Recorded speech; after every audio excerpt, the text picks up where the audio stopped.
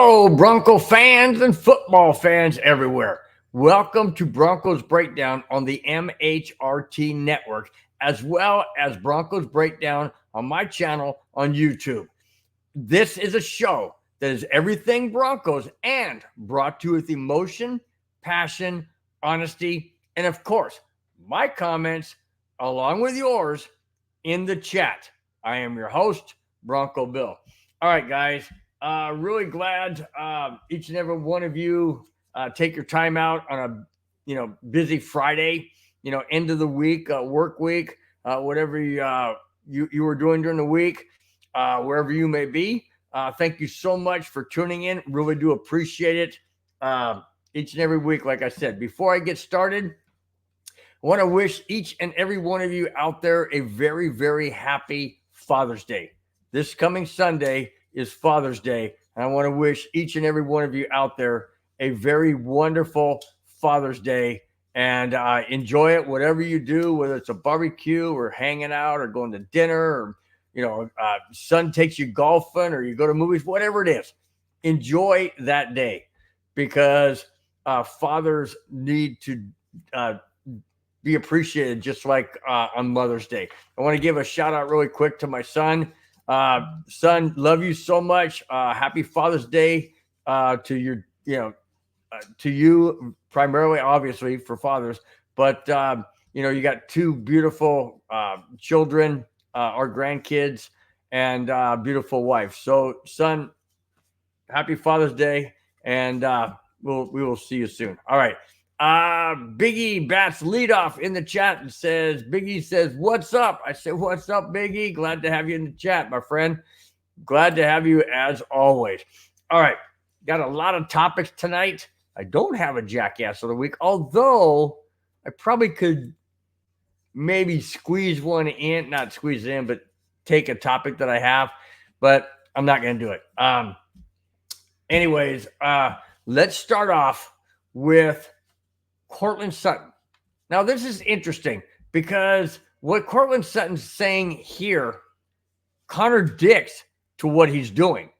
So let me get into that, and you let me know in the chat what you think, all right? Courtland Sutton is excited about his contract. Now, he hasn't gotten I'm getting that. He's still dealing with that. But listen to this. Courtland Sutton is excited for the 2024 season with Denver. Okay. I quote Courtland Sutton. I firmly believe that this team we can go to the playoffs. Playoffs? All right, let me finish. Let me go back. I'm quoting Courtland Sutton. I firmly believe that the team we can go to the playoffs, win games, and ultimately get to the Super Bowl and take care of business, end quote. Courtland, hold on a second, dude. You're saying that the Broncos, you're excited for the 24. I'm not making this up. I'm excited for the 2020. He says he's excited for the 2024 season. Okay. The Broncos won 8 games last year. Yes, it was Russell Wilson and the whole bit and the whole fiasco, but we still won 8 games. And now Courtland Sutton is saying the Broncos are going to make the playoffs and win games and go to the Super Bowl and take care of business this year? Seriously, this year. Well, here's the problem I have with that. I don't have a problem with us winning or going to playoffs. I want that. I don't have a problem with us getting to the Super Bowl and winning it. I have no problem with that either. I would love that. But I got a problem with Courtland Sutton. And here's the problem. All right? Here's the problem. Courtland Sutton made it clear that just because he was on the field for mandatory minicamp doesn't mean he'll automatically show up for training camp. Hold on. So if Courtland Sutton is excited about the 2024 NFL season, and he's saying the Broncos can make the playoffs and go to the Super Bowl and take care of business, that's not my words. That's his. I just read it for you. And now he's saying that just because he showed up for mandatory minicamp doesn't mean he'll automatically show up for training camp? Cortland, you're talking out of both sides of your mouth, you freaking deity. What are you talking about? You're excited and you're saying that you want to be part of the Broncos. I understand that. And I understand that you're holding out. And I've heard from a few people, including my nephew, Bobby, who says it's his agent that is telling him to hold out. Well, you know what I say? If I want to be on the freaking field, I would tell the agent to go fly a kite. Go pan sound. Seriously. Get somebody else. I understand Courtland Sutton wants to get paid, but he's basing all of this on 1 year, last season. Last season. That's how I see it. I mean, that's basically what he's talking about is last season. And I understand the NFL is all about what have you done for me lately? Well, in the big scheme of things, when you're an owner, you got to look at the bigger picture. You can't just look at the last season. You got to look at what he's done. Okay? Now, Courtland Sutton has had issues with dropping balls and things like that. So, out of one side of his mouth, he's saying he's excited about this season. But on the other side of his mouth, he's saying, well, don't expect me to be there. Or you can't have it both ways, Courtland. You can't. And somebody is waiting to take over as a number one receiver. And I'll get to that in a minute. Let me finish this. His message to the team was clear. And I quote from Courtland Sutton, "This isn't over." Exclamation point. End of quote. There you go. He says it's not over.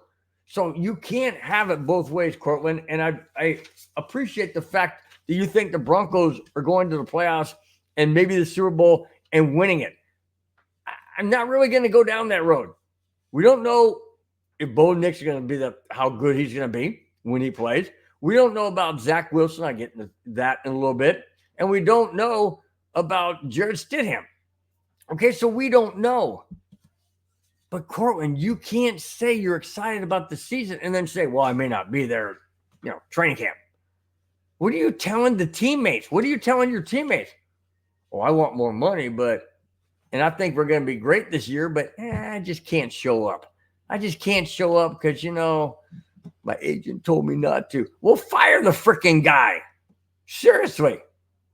I would tell my agent, look, dude, I am showing up to show my teammates that I'm one of them. I am not going to hold the Broncos hostage, but I want you to work behind the scenes while I'm out here working my butt off. I want you to work your tail off with ownership and George Payton and get this thing done. Get it done. Whatever it takes, get it done. Or you're gone. You're out of here. Fired. Done. Period. Who's running the show? Courtland Sutton or his agent? Sounds to me like his agent, and that's stupid. That's stupid because you know what? Agents are basically only out for themselves. They're not out for your best interest. They're out for themselves. How much more money they can get to the player, that's how much more money they get in the end. Well, you know what? Courtland Sutton is, in my opinion, is shooting himself in the foot because somebody is waiting in the wings.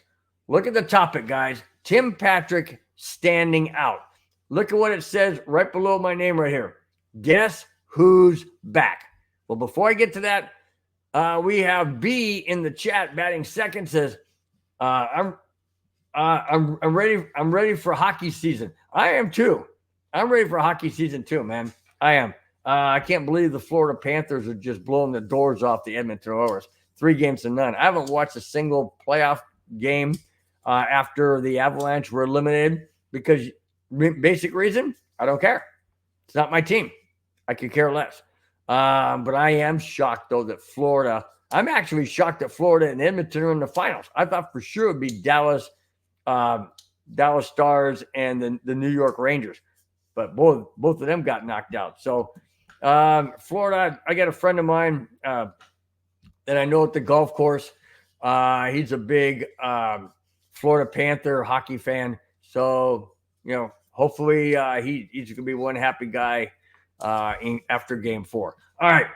Speaking of, like I said, the topic, Tim Patrick standing out down below over here. My name, it says, guess who's back? Here it is. Tim Patrick wowed onlookers at the first day of minicamp this past week. Excuse me. Sean Payton was impressed as well and had this to say about Tim Patrick. I quote, "We brought Patrick back after his injuries because of his intangibles. I have seen his healthy tape. He has versatility. He's a great teammate.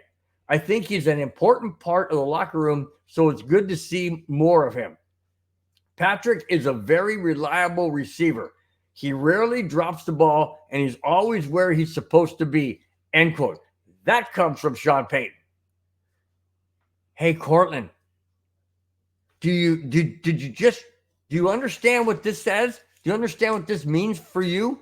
Tim Patrick's back, dude. He doesn't drop balls, very rarely. The tape proved it to Sean Payton. He says Patrick's very reliable receiver. He rarely drops the ball, and he's always where he's supposed to be.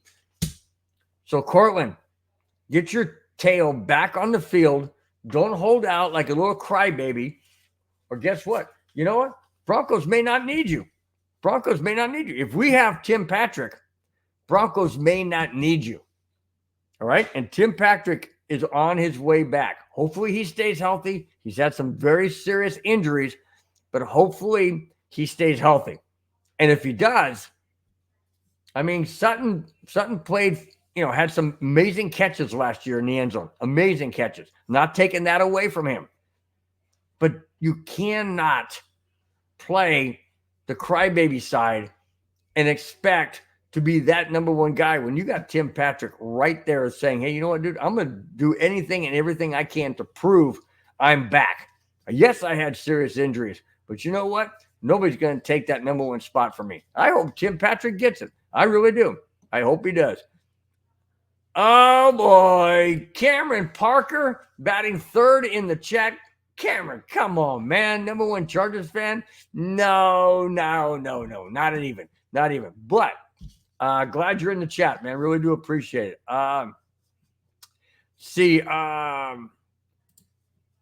Cameron also follows up by saying Tim Patrick has a legitimate argument to be the number one. I absolutely agree.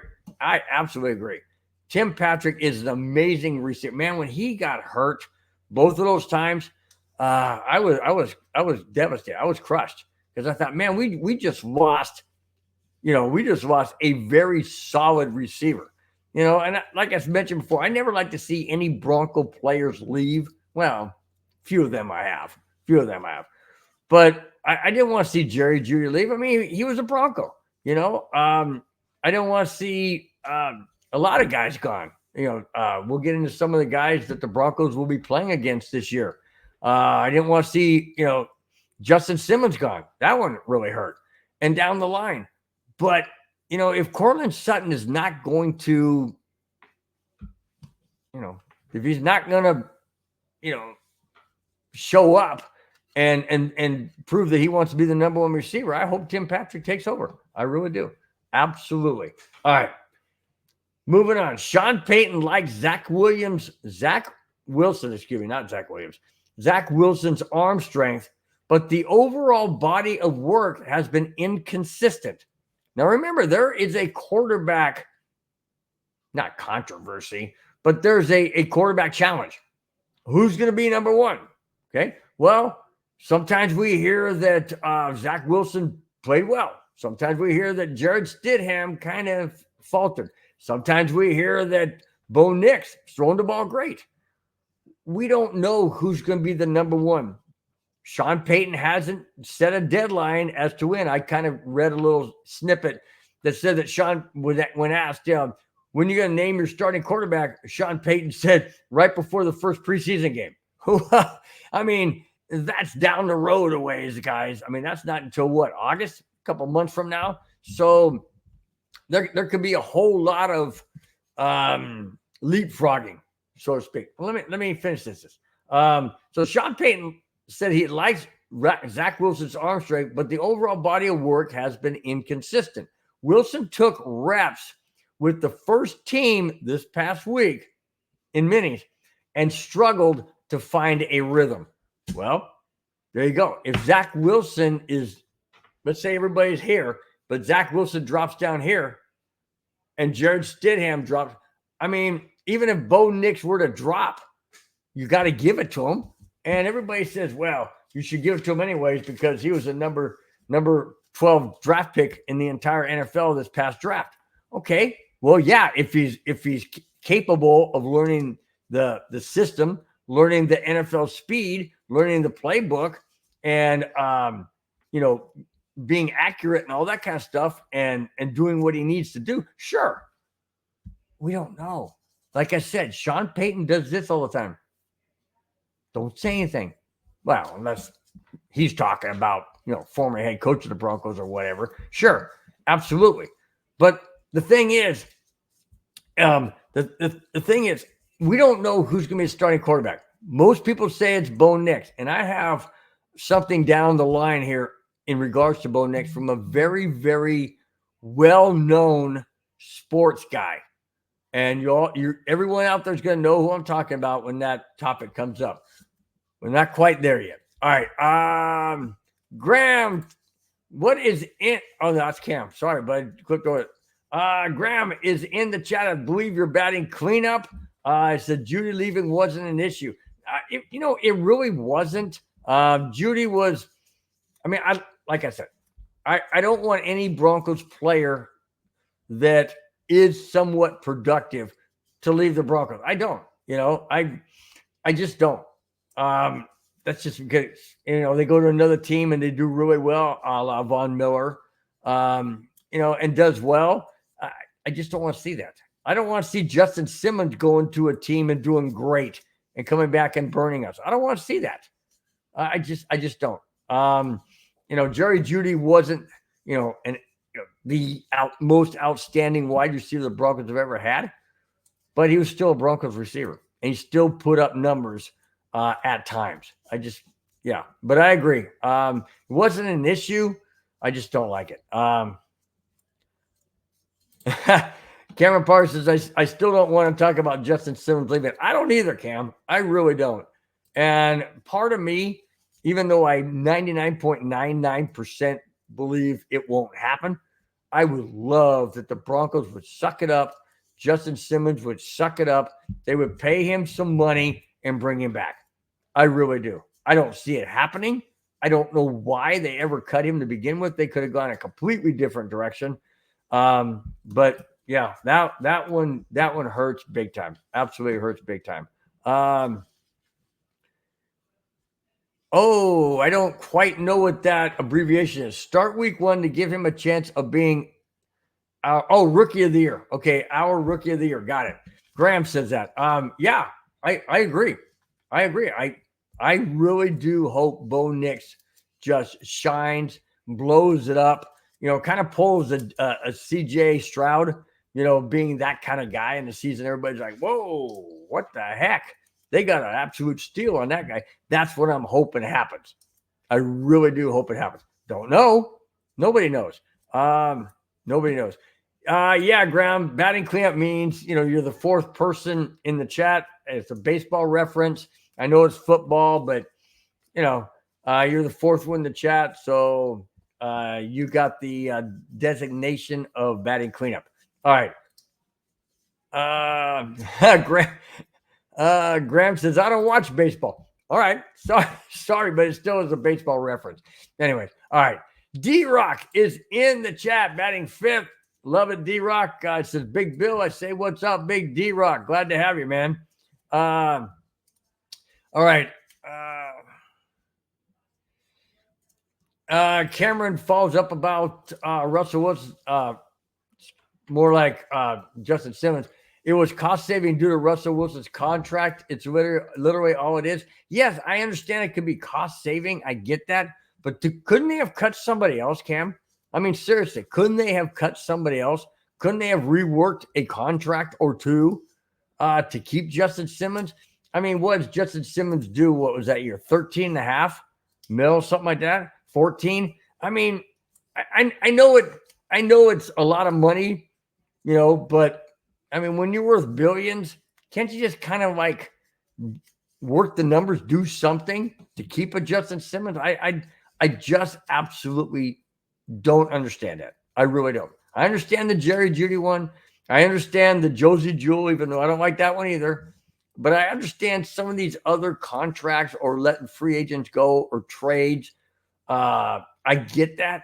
I don't understand this one. I really don't. And people can tell me until they're blue in the face, well, they had to recoup some money. Okay, fine, recoup it somewhere else. Not your cornerstone safety. You don't do that. Is PJ Locke going to be solid? I don't know. How about Caden Stearns? Can he stay healthy for more than 10 minutes? I don't know. Justin Simmons has been a rock. And basically what you did was threw that rock in the ocean, tied to an anchor that's tied to the Broncos ship. And heaven forbid it sinks. Just saying, guys. Just saying. I hate that. I absolutely hate that. Yes, I understand, Graham, that we got Jones from the Dolphins, but he's not a Justin Simmons. I mean, he blows the doors off of Justin Simmons. Jones was basically a backup. He only played sparingly a couple of times last year. So, I just don't like it. I just don't like it. All right. Cameron says, unfortunately, it was based on money they needed to save. It really sucks. It does. It totally sucks. And I just don't like it. All right. Last part or last comment in the chat about the Justin Simmons. Hang on. D-Rock says, we definitely could have kept Simmons. That guy wrenched Broncos. Absolutely. I totally agree. That's what I'm saying. We could have kept him. But we didn't. All right. Cameron says, I'm very excited about the safety room, though, this year. A lot of versatility in the room. There is a lot of versatility. The only concern I have is health issues. Every single one of those ones left in the safety room have had health issues. And I understand that's part of the game. I get that.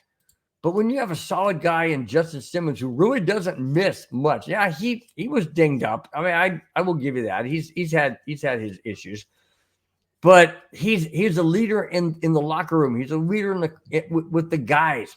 He's a leader on the field. I mean, Pat Surtain said that he looked up to him as a role model. I mean, what higher praise can you get that from a teammate who looks up to a safety who's not a safety? I mean, he's a cornerback. Pat Surtain's a cornerback, but he looks up to Justin Simmons for the leadership, for what he needs to do. You're going to miss that. The Broncos are going to miss that on the field this year. Absolutely going to miss it on the field. And that hurts a lot. All right. Mohammed Badri is in the chat. I think you're batting 6th or 7th. Anyways, Mohammed says, sup, Bill? What's up, Mohammed? Glad to have you in the chat as always. Just love each and every one of you guys being in the chat, watching, whether you're in the chat or not. Just watching the show. Really do appreciate it on a Friday night heading into Father's Day weekend. Those of you who just jumped in, I just want to wish each and every one of you who are fathers or have a father that's still alive, happy Father's Day to either yourself or your father. And may you, each and every one of you, enjoy this weekend, enjoy this Father's Day, and always appreciate the father and the mother that you have. Otherwise, you wouldn't be the person that you are. All right, listen to this, guys. This is crazy. This is crazy. I don't agree with it. I want to find out what you guys think. Revealed by NBC Sports, Chris Sims has ranked 40 NFL quarterbacks, and Nix is way down the list. Well, in a way, I can kind of understand. We haven't seen a Bo Nix play in the NFL. We don't know how he's going to play. But to rank him way down the list, listen to some of the people, some of the quarterbacks that are ranked ahead of him. It's interesting.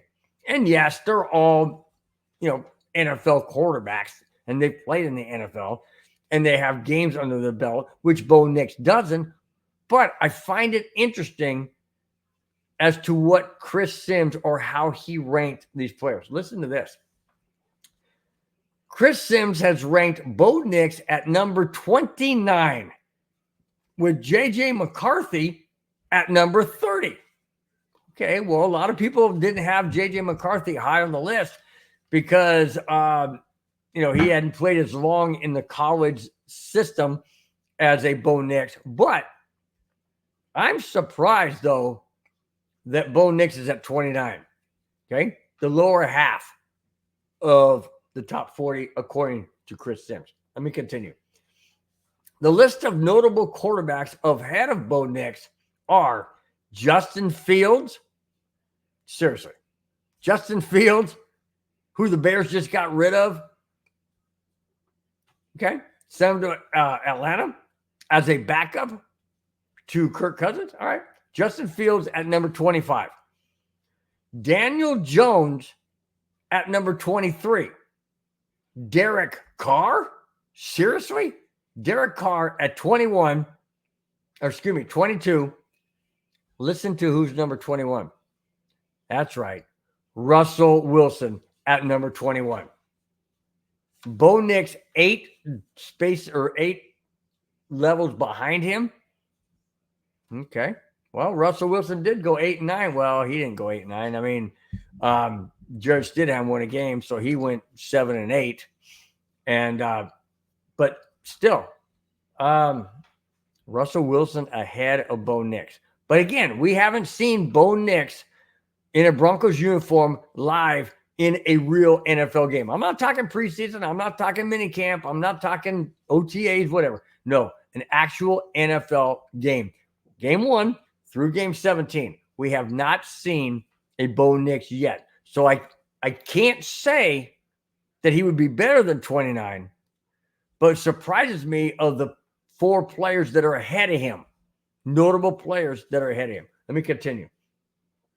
Zach Wilson didn't even make the top 40. Well, there you go. It goes back to Zach Wilson, what I read earlier, that Sean Payton loves his arm strength, but he's inconsistent. And Zach Wilson wasn't even in the top 40. So you know that's out. Well, neither was Jared Stidham, apparently. Didn't say. But let me continue. Nix and Carr are ranked in the bottom half, but Mahomes is ranked number 1 and Herbert number 6. All right. So you got Derek Carr, who's ranked 22. You got Bo Nix, who's ranked 29th. Both of them in the AFC West, of course. You got Patrick Mahomes at number 1, and you got Justin Herbert at number 6.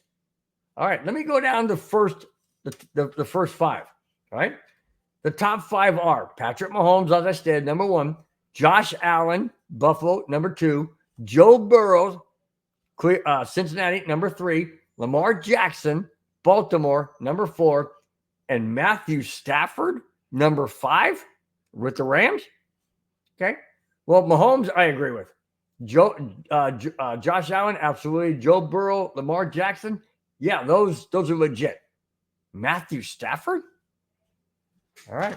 But I'm still shocked that Bo Nix was ranked 29th. I could have gone down the entire list, but I didn't want to take up all that much time for going down the list, so it really doesn't matter. I wanted to get to the AFC West as far as quarterback ranking and stuff. But I really have a tough time with Justin Herbert being ranked number 6. I really do. I think there's other quarterbacks out there that are better. I mean, don't get me wrong, Herbert's a really good quarterback. I get that. I just don't see him being number 6. I mean, maybe if he was on a better team or something. I mean, it's not all his fault that the Chargers are where they are. I hope they stay there. I hope they stay down and down. I don't want them to win anything, but I still don't think Herbert will be a number 6. But I'd rank him a lot lower than that. Now, going back to what I said earlier about a very prominent sports figure that everybody's going to know. When I went back and I did the the topic on what I do the topic on. I do the topic on who the Broncos not winning a lot of games or whatever, or I said earlier on. I've got somebody who thinks, I go back, okay, it was Cortland Sutton at the very beginning who said that he feels that the Denver Broncos are going to make the playoffs, they're going to win games, and they're going to go to the Super Bowl and take care of business. I just don't think it's this year. However, there is, like I mentioned, a very prominent sports guy, everybody's going to know when I mention his name, that thinks along similar lines to Cortland Sutton. Not all the way, not Super Bowl bound, but similar lines. All right, here we go. Graham corrects me. Graham says Derek Carr is in New Orleans.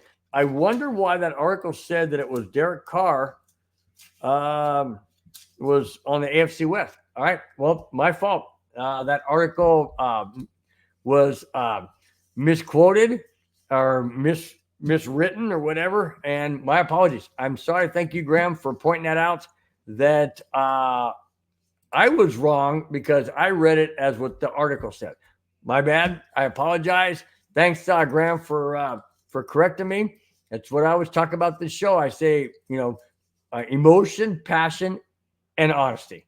And I really appreciate you, each and every one of you, correcting me whenever I'm wrong. And I don't take it. I don't get upset. In fact, I welcome it because I want to be accurate. All right.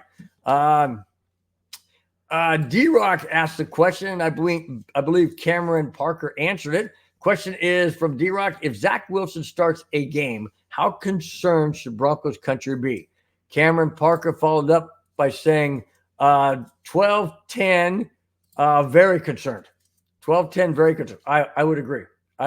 If Zach Wilson, especially what I just read you, that Sean Payton loves his arm strength, but he's very inconsistent, and he couldn't grasp the he had a hard time, getting a rhythm with the number ones. And then Chris Sims comes out and doesn't even put him in the top 40 as quarterbacks. So yeah, if Zach Wilson starts, I think the Broncos are in big trouble. Okay. Here is the prominent sports figure everyone's going to know. Here it is. According to Rich Eisen, the host of the Rich Eisen Show, he said, and I quote, "In my opinion, Bo Nix starts all 17 games. He gets a full-on season under his belt and proves his ability and how Sean Payton can connect with him." End quote. But he went on to say, and I quote, "I'll give them a playoff appearance." Now, we don't know how many games that is that he's talking about. He said playoff appearance. Could be one and done. Let me continue. And I'm still quoting. "I'll give them a playoff appearance as a wild card as their best case scenario. And I think that would be a very good season for Denver and Sean Payton." End quote. There you go, guys. Rich Eisen thinks that the Denver Broncos can make the playoffs as a wild card. He said a playoff appearance. He didn't say how many games, didn't say they'd win them. Like Cortland Sutton says, I think we're going to go to the playoffs and we're going to win a lot of games or win some games or win games and go to the Super Bowl and take care of business. Well, that may be all well and good, and that may be all, hoopla, and that's what you want to see. Of course, we as Bronco fans want to see that. Broncos country want to see that hands down. No questions asked. But Rich Eisen is a little bit more accurate. He says, Broncos couldn't make the playoffs. I'm going to give them that. I'll give them a wild card. I'll give them a playoff appearance. But that's all he said. And I would have to agree with that. After going 8-9 last year, if we would have gone 10-7, we would have made the playoffs. Do the Broncos win 2 more games than they did last year? I don't know. Nobody knows because we don't know who the starting quarterback is, and we don't know how well it's going to play out. We don't. It's uncertain. We can hope, We can look at the schedule and say, well, I think we should win this game. We probably should win that. We're going to lose this. And yeah, you go down the list. And I'll be doing that later on as the season gets closer. But as of right now, do I really think the Broncos are going to make the playoffs? If I have to venture stick my neck out and say yay or nay, my answer would be no. We're not going to make the playoffs because we don't know who our quarterback is. We don't know how that person's going to play. We don't know the system. Sure, we saw Sean Payton's watered down system last year, but we really don't know what we have until we see it. Not on paper, which is all well and good. Looks good on paper. Well, doesn't look good on paper to someone, and I'll get into that in a little bit. But it looks good on paper, but we don't know because we haven't seen it in action. Mini camps are different. OTAs are different. Even scrimmages and preseason games are different. When it's the real deal and they count, that's when we will really see what the Denver Broncos and this new quarterback room looks like. Then we'll know for sure. Until then, we have no idea. Absolutely none. Now, people can say, oh, yeah, I've been to training camp. I've watched them. They look great. Yeah, they look great because they're not playing a real freaking game. They're not. And I know you have to evaluate players and stuff, but when you don't have the full pads on and you're not going against another team that is trying to knock your block off and win a game when it counts, you're not really going to know. You're not really going to know until it counts. So I have no idea what the Broncos are going to be like, but Rich Eisen expects that the Broncos will start Bo Nix for all 17 games, health permitting. Hopefully he stays healthy. I'll take a playoff appearance. That'll be better than what we've had the last 6 or 7 years. I'll definitely take that. But I just can't bite on Courtland Sutton saying he thinks the Broncos are going to win games in the playoffs and go to the Super Bowl and take care of business. I would love that. I just don't buy it. I'm buying more of what Rich Eisen is saying. That's what I'm talking about. All right. Okay, so we got Alex Smith is in the chat. Alex Smith says, I want Peyton to wait to announce who is the starter until game time, so we have the advantage. Well, that's a good point. That's a really good point. Now, I think the NFL, though, I think you have to announce who the starter is. I think it is on a Wednesday before a Sunday game or a Thursday before a Sunday game. I'm not sure. Maybe it's even Friday. But I know you have to announce it, a couple of days ahead of time. You can't just spring it on the other team and say, 5 minutes before the game. Oh, 5 minutes before the game. Okay, so-and-so starting. I don't think you can do that. I think you have to give the other team a little bit of heads up. I mean, it only seems fair. It really does. But I like the way you think. I like that idea too. Yes, Big E says, hit the thumbs up. Yes, everybody, please hit the thumbs up button. Hit the subscribe button if you have not. Please do so on both the Broncos Breakdown MHRT Network and Broncos Breakdown on YouTube. Look for this symbol right up here. Please hit the thumbs up and subscribe. The best way to show your support for this show is to hit the thumbs up. We really do appreciate it. It shows each and every one out there who come across it that you like the show, you appreciate the content, and I really do appreciate it. Thank you so much. All right, guys. Let's see. Graham says, personally, I don't think Peyton is going to put Stidham out there forever for Nix to learn from. I don't think he would put him out there but then, then again, it was Sean Payton who wanted Jarrett Stidham to be on the Broncos last year. He went and got him. And he was on the bench most of the time watching Russell Wilson. Now, not necessarily how Russell Wilson went about doing things, but, learning as far as the execution of the play or not. And, just being that guy to kind of learn under a veteran quarterback. Now, is Bo Nix going to learn under Stidham? Well, he's the most seasoned veteran quarterback. Well, not seasoned. I guess that would be Zach Wilson, but I wouldn't want to learn under Zach Wilson at all. Not at all.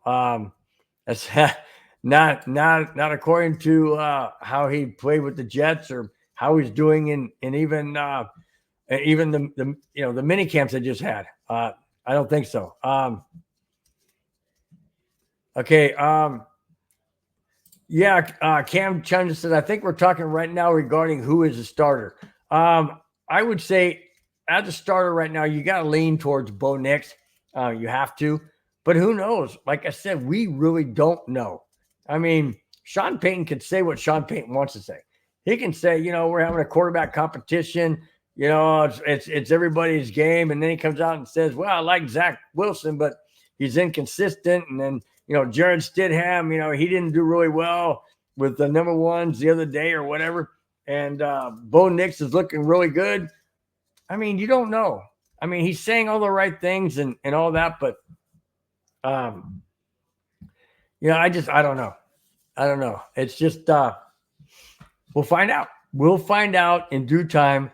And when we do, hopefully it's the right move, right choice. But when it comes to preseason, we're going to see all three. We're going to see all three. And since there's only is there 3 games now or just 2? I think it's 3. I think it's 3 games now. So in those 3 games, we're going to see all 3 quarterbacks.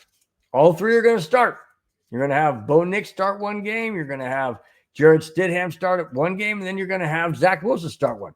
So it'll be interesting. It's going to be interesting, and I'm going to really, really pay attention to that entire preseason games. I want to see greatness. I really do. And I know it's preseason. I know you got to go through all your guys. I don't care. I want to see the quarterbacks shine. I don't care who it is. I don't care who starts. I just want Broncos to win games, whomever it is to start. I don't care who it is. I don't, because I want wins. And if wins come from Zach Wilson, great. If they come from Jared Stidham, fantastic. If they come from Bo Nix, even better. I just want Broncos to win, period. All right. Patrick Surtain. Listen to this, guys. Listen to this. Oh, before I do, Biggie confirms it, says it's a 3 game for preseason. Yeah, I thought so. I thought it was 3 games. So there you go. All 3 quarterbacks, are going to start. 1 in each game. All right, listen. This is interesting. I don't buy it for 1 minute. I don't buy this for 1 solitary minute. Here it is. According to some NFL insiders, Pat Surtain is only the 4th. What? No, that's not a misprint. Surtain is only the 4th best cornerback in the league. You're kidding me. Really? You're kidding me. I ain't buying that for 1 moment. 4th best cornerback in the league? Hold on a second. Are these guys missing something? Listen to this. Surtain is a 2-time Pro Bowler and first-team All-Pro. In how many seasons they played? 10? Nope. 5? Nope. 2. He's played 2 NFL seasons. He's 2-time Pro Bowler, which means he's done it twice in the 2 games he's been in, or 2 seasons they've been, and first-team All-Pro. And he's considered the 4th best cornerback in the league? Let me continue. How are players ranked higher than Surtain? I don't understand it, how they are. Well, you tell me, of these 3 players that are considered better than Patrick Surtain, you tell me yes or no. Here they are.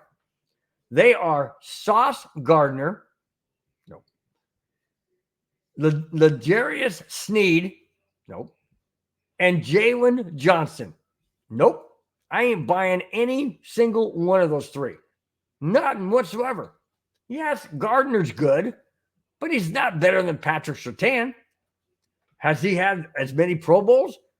Has he been a first-team All-Pro? I don't think so. I don't think any one of those 3 have.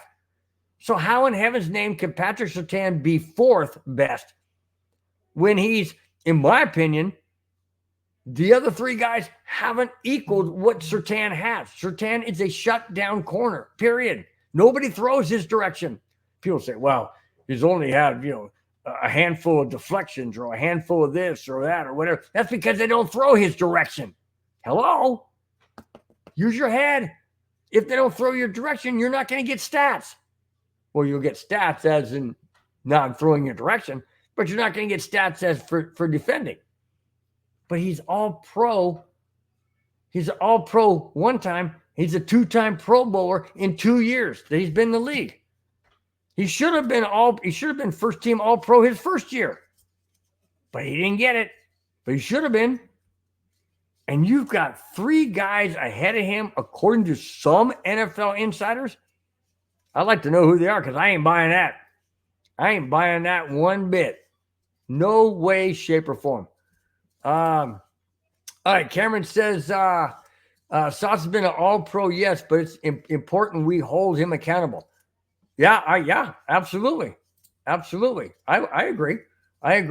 Yes, he has been, but I'm talking about, Pat Surtain has been a two-time Pro Bowler and a one-time All-Pro and should have been two-time All-Pro. And Biggie says he's been in the NFL for 3 seasons. Will be his 4th year. You're talking about Surtain already? 4 years. Holy smokes, man. Doesn't seem like you've been in the league that long. Okay, I totally missed the boat on that one. So thanks for correcting me. But still, I mean, I cannot see Pat Surtain not being the best corner in the NFL. Now, yes, arguably there's going to be comments. People are going to say, oh, this is my guy. That's who I like. He's on my team, blah, blah. Okay, that's well and good. But stat against stat, season against season, shutdown against shutdown. I don't see anybody better than Patrick Surtain. I'm sorry, I don't. And yeah, I may be looking through orange-covered glasses, but I don't think so. Go look at the stats on Pat Surtain. I just don't agree with it. I don't.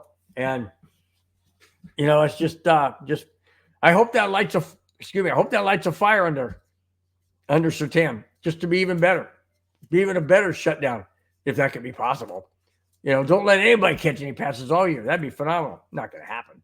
But yeah, I hope that lights a fire under him just to be even better.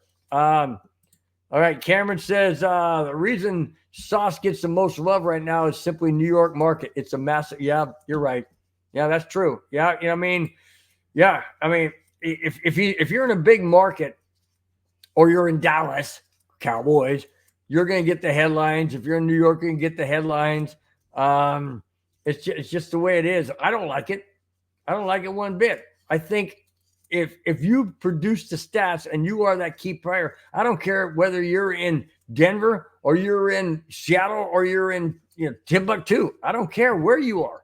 If your stats prove to be better than so-and-so, then you're better than so-and-so. And if so-and-so happens to be Sauce Gardner or the other two, doesn't matter. It doesn't matter. I don't care where your market is.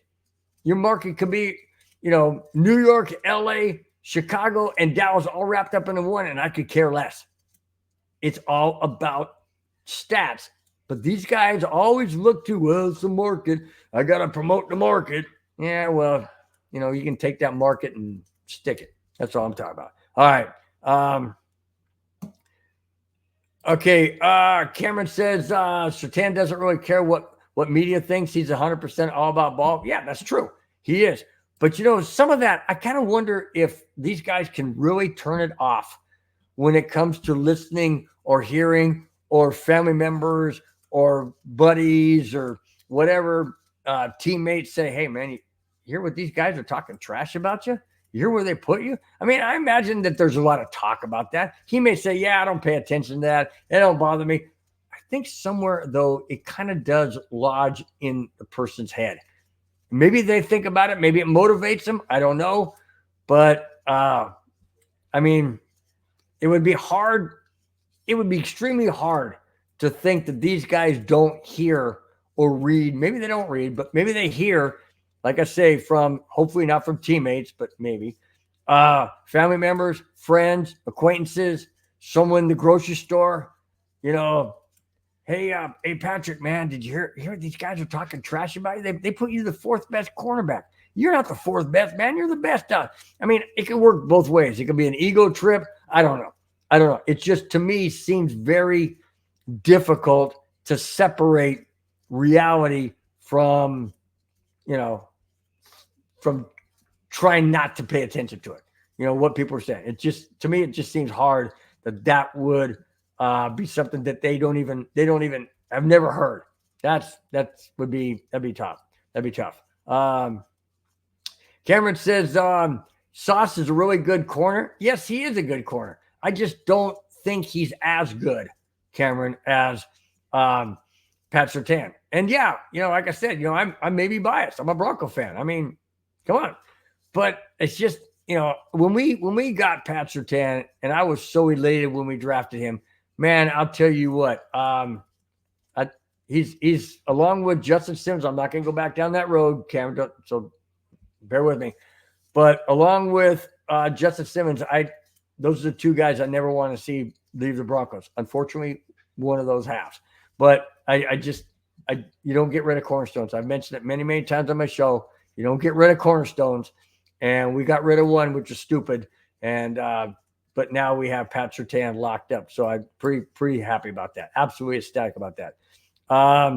Let's see. Big E says, I don't think he cares what media thinks about him, but when your peers says you're the best, that's probably why he cares about. Yeah, I would agree. Your peers say you're the best, and that's what his peers have said. He's the best. And I would absolutely agree with that. Absolutely 100% agree with that. All right. Listen to this. Broncos get picked on so much. I don't understand it.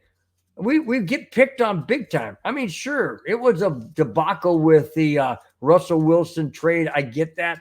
Then we have the Sean Payton hiring, and we got rid of, some more draft picks and all that. The Broncos seem to get kicked when they're down. They seem to get piled on about, negative things. Well, here's another negative comment that is coming out, or topic. Here it is. Monday morning quarterback Matt I think his name is Verderam, feels the Denver Broncos are among the least improved team from this past season heading into the 2024 season. He said, and I quote, the Broncos are trying to microwave the rebuild process. He asked the question, and I'm still quoting, have all Denver's moved amounted to a net positive or a net negative? I believe, still quoting him, I believe the latter, meaning the negative, as the Broncos are among the least improved due to the players released or gone through a trade or free agency. End quote. Wow. Least improved? Really? Look across the league. Who else made some crazy moves?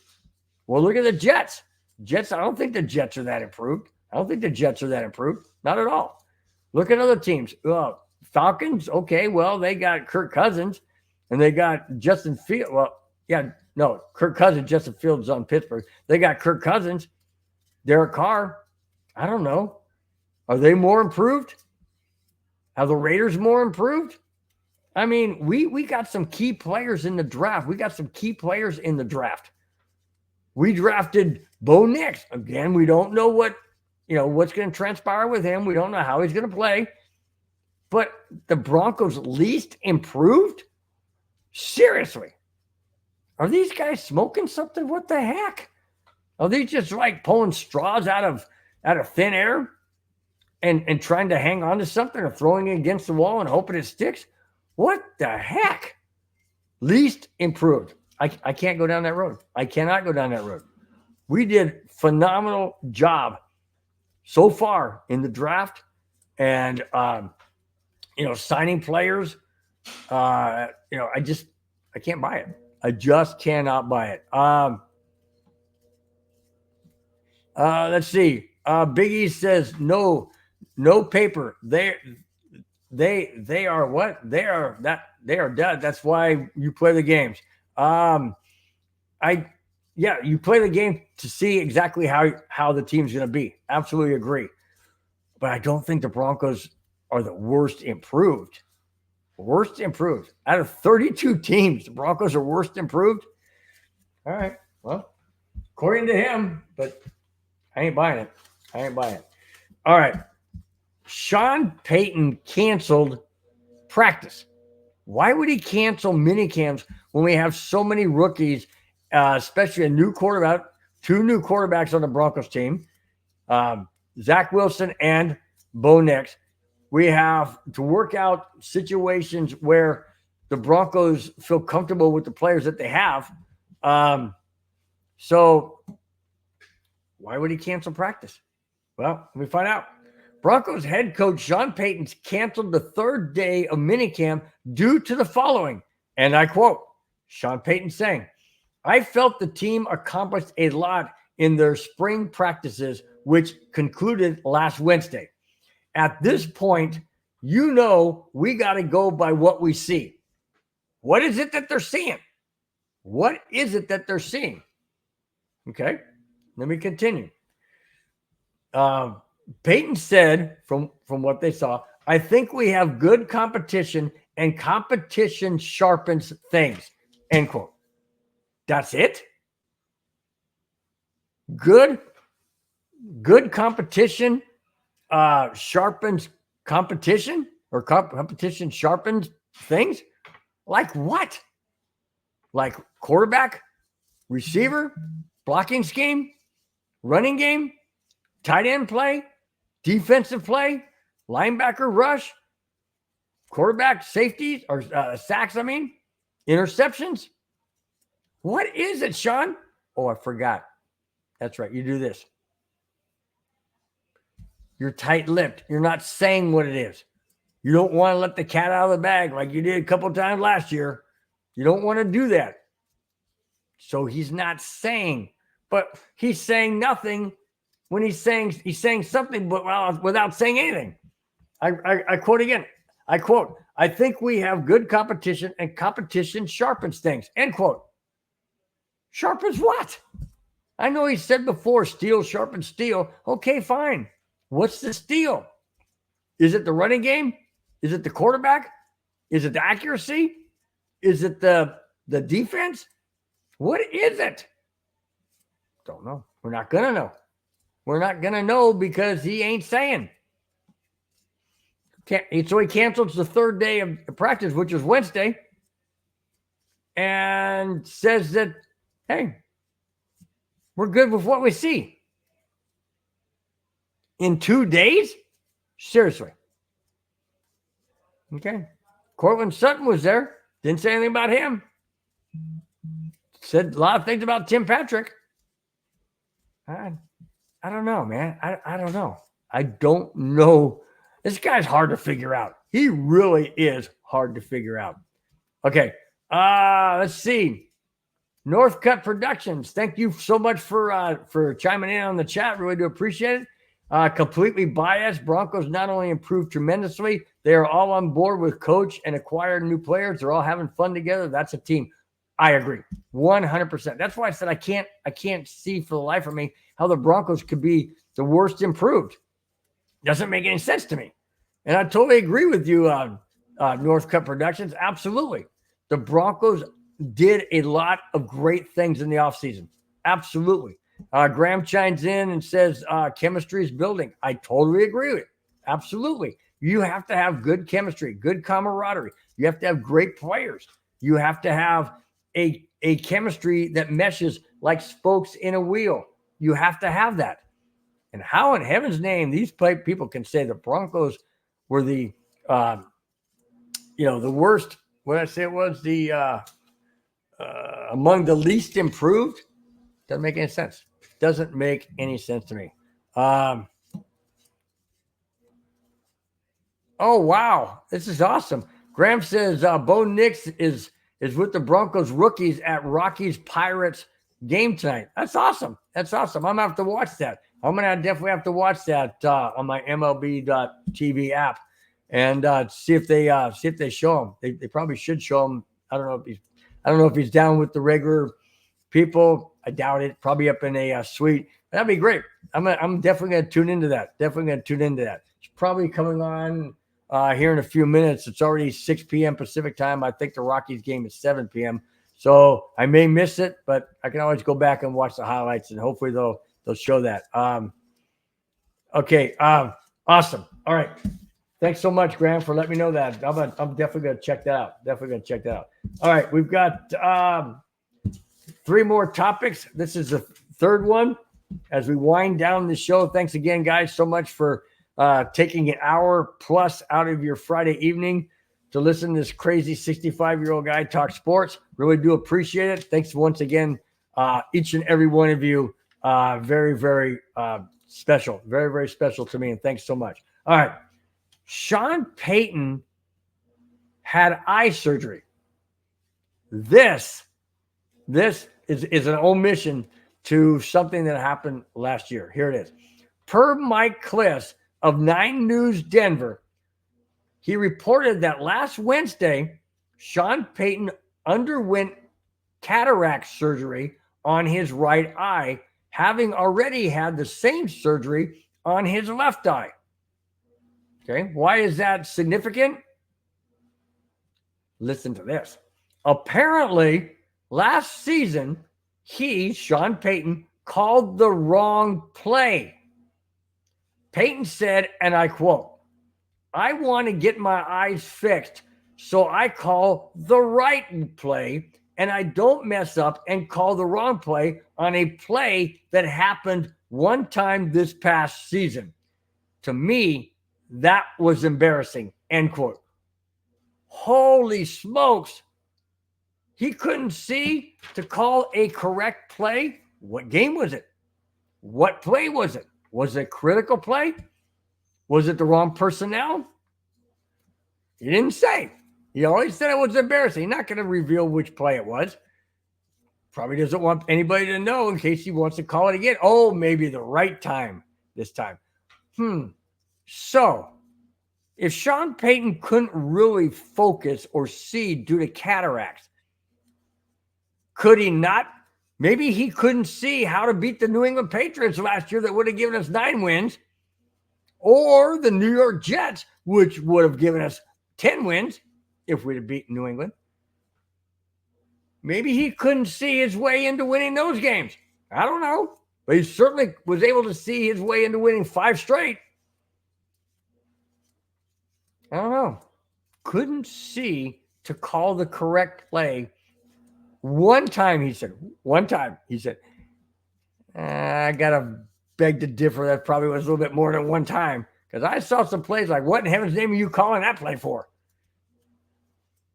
I don't know. But he admitted he wanted to get his eyes corrected. He said he wanted to get his eyes fixed so he could see and call the right play. How many times did he screw that up? Was it all Russell Wilson? Maybe not. Maybe Sean Payton couldn't see what freaking play to call. He definitely couldn't see a way to win against the Jets and a way to beat the Patriots. That's for dang sure. The Broncos could have easily gone 10-7 last year had he been able to see his way into winning those games. Just saying. Or against the Redskins. Commanders, when we lost to them. Okay? How about the Raiders when we had a lead on them? Maybe he couldn't see his way into winning those games either. I don't know. Just interesting to me. Good omission, though. Good honesty. I'll give him that. Absolutely give him that. Just kind of makes me wonder, were some of those games that we lost closely due to the fact that he couldn't see correctly? We'll never know. But interesting. All right. The last 2 topics of the show.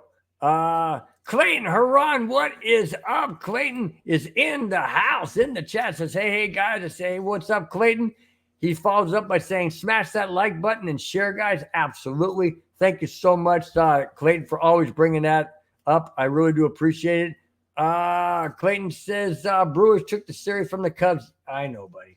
I know. Anyways, moving on. No, it's all good. It's all good, Clayton. It's funny how the Cubs have the Brewers' former manager in Craig Counsell, and we're stinking up the joint. Just stinking up the joint. A lot of people say, "Hey, the manager is who wins games for the team." Well, it takes the players, and right now, doesn't matter who the Brewers manager is. They're still winning games, and they're on top of the division. The Cubs, last time I checked, were, I think, 7.5 games back. We're in third place, and just stinking up the joint. Stinking up the joint. I know, buddy, but if you look behind me there, Clayton, you can totally see the Chicago Cubs World Series championship. I know it was 2016, but you know what? 2016 was one of my favorite years of all time. Favorite years of all time. Why? The Denver Broncos won the Super Bowl in February of 2016, and the Chicago Cubs won the World Series in November of 2016. So I had literally had bookends to a 2016 year. That was fantastic. Absolutely fantastic. For the Broncos to win the Super Bowl in February, the Cubs to win it in November, bookends in 2016. So it's all good.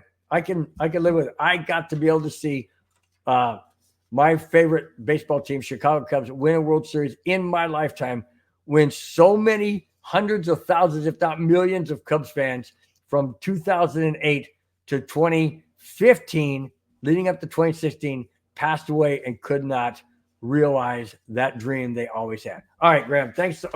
Clayton, thanks so much for bringing that. Really do appreciate it. All right, listen, NFL is in hot water. NFL is in hot water, and this could spell, I wouldn't say millions to people, but it's definitely going to spell money to people should the NFL lose this lawsuit.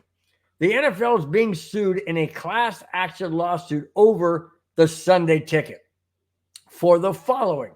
According to CBS News Sports, the argument is pretty simple. The attorney for the plaintiffs didn't say who the plaintiffs are. Could be a group, could be just anybody who subscribed to Sunday Ticket, which I was one of them. Not recently, but I was. Let me continue. The attorney for the plaintiffs, Amanda Bond, released a statement via the Associated Press, and I quote, "The plaintiffs think the NFL worked together with its network partners to inflate the price of the Sunday Ticket. The NFL, Fox, CBS, and DirecTV agreed to make an expensive toll road that very few people would be able to afford. Every single competitor in this scheme benefited," meaning Fox, NFL, CBS, and DirecTV. All right, I continue. The NFL attorney Beth Wilkerson made the argument, and I quote, "The Sunday Ticket is expensive because it's a premium offering," end quote. The NFL, if they lose the case, could be liable for up to $21.3 billion. There you go. Now, anybody who subscribed to the Sunday Ticket from the years 2012 to 2022 can receive money from the NFL if the NFL loses this lawsuit. If that's the case, anybody whether it could be a pub, it could be a sports bar, anybody who subscribed to Sunday Ticket, whether it was one time or all the years, is in the running to get some money from the NFL. Doesn't say how much. It could be up to $21.3 billion distributed. Nobody knows. It hasn't been said. But that is huge. That is huge. And I would have to agree. It is really expensive. The last time I bought Sunday Ticket, it was $350 for the season. And that was the year. This was the last year I got it. That was the year that the Broncos were on prime time, I believe. They were on prime time like 5 or 6 times that season. So if you're on prime time, the Sunday Ticket means nothing because the Broncos are not on the Sunday Ticket. They're on Monday night or Thursday night or Sunday night, but they're not on Sunday day, which the Sunday Ticket only provides Sunday day. So I paid $350 for only what? Back then it was 16 games. So for what? 10 games? And not even that. Because when they played the Chargers or the Rams or the Raiders, I got those games locally because it was the LA market.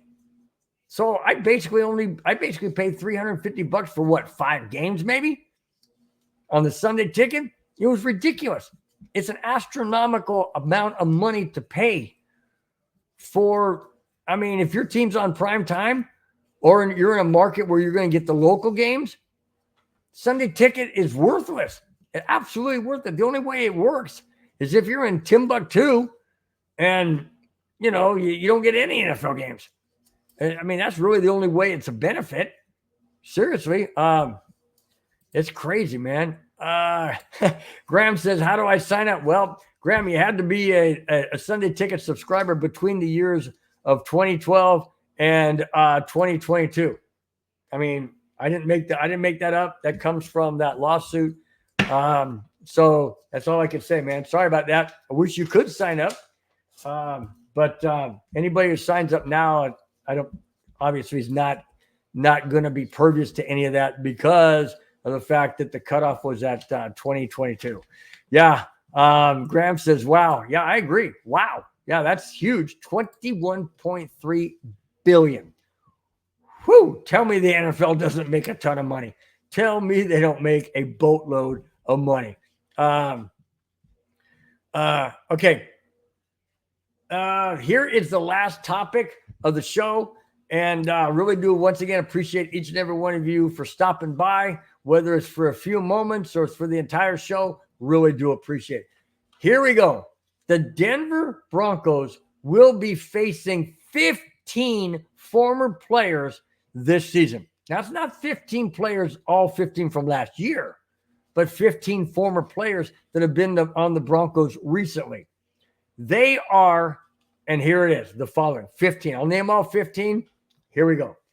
Obviously, quarterback Russell Wilson, Pittsburgh Steelers. Wide receiver Jerry Jeudy, Cleveland Browns. Defensive lineman Shelby Harris, Cleveland Browns. Defensive lineman Draymond Jones, Seattle Seahawks. Tight end Noah Fant, Seattle Seahawks. Outside linebacker Randy Gregory, Tampa Bay Buccaneers. Linebacker Josie Jewell, that one hurts. Josie Jewell, Carolina Panthers. Running back Mike Boone, Carolina Panthers. Long snapper Jacob Bowman-Maurer, Raiders. Wide receiver running back Tyreek McAllister, Las Vegas Raiders. Quarterback Joe Flacco, Indianapolis Colts. Wide receiver Tyree Cleveland, Indianapolis Colts. Wide receiver Juwan Winfrey, Indianapolis Colts. Fullback Adam Prentice, New Orleans Saints. And quarterback Josh Johnson, Baltimore Ravens. 15 players the Broncos are going to see that were formerly on the Denver Broncos not that long ago. Wow. And yes, some of them are probably not going to be starting. Some of them, obviously Russell Wilson is a headliner. Same with Jerry Jeudy, Shelby Harris, Noah Fant, Josie Jewell. Those are all headliners, obviously. Draymond Jones, Noah Fant, Randy Gregory. Yeah, those are all headliners, and they will be. But, man, I hope they don't come back and burn the Denver Broncos. I really do. I hope they do not come back and burn us. And that's what they want. They want to send a message back to Denver saying, hey, morons, you got rid of me. Shouldn't have got rid of me. Should have signed me. Should have retained me. Now I'm going to make you pay. You know what? That hurts. That really. I mean, if Josie Jewell comes back and just tears up the Broncos offensive line and gets some sacks or gets an interception or, just defends phenomenally up the middle as a middle linebacker, I'm going to be bummed. I'm going to be totally bummed because I really like Josie Jewell. I really, really like him. I don't like him now. He's not on the Broncos, but I wish him the best. I don't want him to get injured or hurt or anything like that. But I just miss him on the Broncos. Do I miss Russell Wilson? Nah, not so much. Jerry Jeudy, well, he's a wide receiver, and he did make some good moves and plays and things of that nature. He had issue with drop balls and things, but he's a route runner. and it just didn't work well with Russell Wilson because Russell Wilson is one of those freelance guys, just like to take off and throw the ball any which way he wants and can, and that's why Cortland Sutton made all those ridiculous catches in the end zone. So do I miss him? Yeah, I do, but I really miss Josie Jewell. Really miss Josie Jewell, especially being on the Carolina Panthers. I don't like that a bit. Don't like that one bit whatsoever. That's it, guys. That's all I have. Thanks for watching. Thanks for subscribing. If you have not, please do so. It costs you nothing. It benefits the show. It boosts the channel for people watching. I really do appreciate it. Hit the thumbs up button. Hit the like button. Please do so. Again, it costs nothing. It lets everybody know that you like the show, you appreciate the show, and you want others to watch it and appreciate it as well. Really do, guys. Thank you so much for taking the time to being in the chat. As always, it means an absolute world to me on a Friday night where you guys can be doing so many different things. It's summertime around the corner. School's out. Families are doing a lot of different things. But thank each and every one of you every single Friday for being here, for showing up, for showing your support. Really do appreciate it. All right, going down the list, guys, it was Big E batting leadoff, followed by B at number 2. Cameron Parker was 3rd in the chat. Really do appreciate it. Graham was 4th, batting cleanup. Appreciate it, Graham. Thank you so much. D-Rock batting 5th. Thank you, D-Rock, for being in the chat as always. Going down the list again, Muhammad Badri. Thank you so much for being in the chat. Really appreciate you taking your time out. And each and every one, like I said, for being here. Going down the list again, Alex Smith, thank you so much for being in the chat. Let's see, continue on down. I think that might be it. Northcutt Productions, thanks again for being in here. Really do appreciate your comment and your take. And then Clayton Huron wrapping it up in the chat. As always, Clayton is always telling everybody, hit the thumbs up, subscribe. Really do appreciate it. Thanks again, each and every one of you, for being in the chat, being in the show, watching wherever you may be, whether it's watching, listening, participating. Really do appreciate it. Thanks again, guys. As I go out of here, once again, happy Father's Day to each and every one of you out there, whether you're a father or not. And it doesn't matter, because you have a father, whether he's still alive or not. You have a father. Otherwise, you wouldn't be in this world. Just like you have a mom. And we celebrated Mother's Day last month. Guys, happy Father's Day, each and every one of you, wherever you may be. Enjoy your day, your time. And if you are not a father, please give remembrance and honor to your father, whether they're still here on earth or they're not. Honor your father and enjoy this Father's Day weekend. Once again, guys, thanks so much for being part of this show. You guys are the best as to what this show is. Without you, this show would be nowhere near as good as it is. Thanks again, guys. Till next Friday, you guys take care. Have a wonderful, wonderful weekend. We will see you next Friday. Till then, guys, take care. Bye-bye. Fast lane when I pass in the street, bag of money in the passenger seat. Tempo's been asking for me on the road from the west to the east. Way up, I might never come down, cause the coast's racking up the flight miles. So high, I might never come down, so what, this is my lifestyle. Wait a minute, work hard for the car, so that's why it's all tinted. Wait a minute,